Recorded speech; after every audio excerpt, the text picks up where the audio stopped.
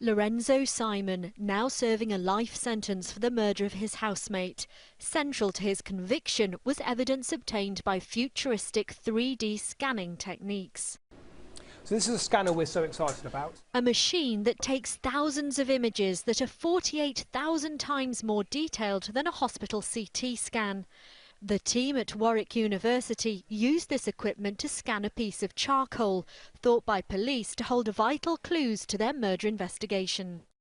So how excited are you by this and the work that you're doing here? Because it's X-ray technology, we don't touch or interfere with what we're scanning, so it's ideal for scanning key pieces of forensic evidence. The team was able to analyse the remains of a fire officers found in a burnt-out oil drum at Lorenzo Simon's home.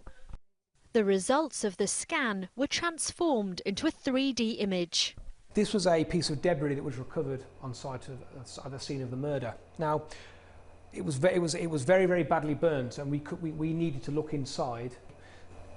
You can see there we found a human specimen which turned out to be the left humerus of the victim.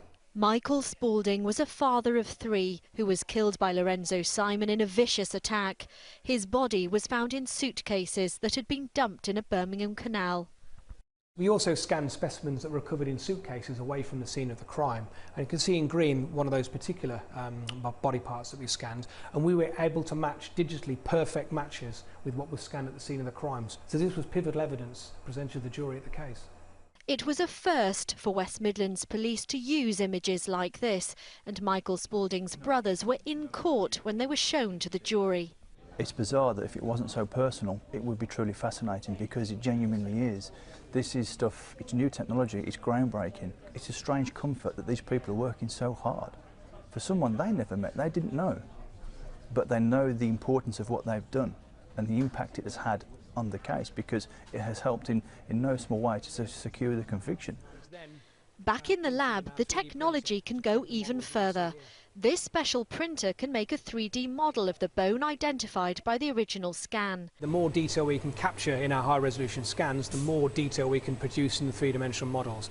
3-dimensional models like this one weren't used in this court case, but some believe it's only a matter of time before replicas are put in evidence.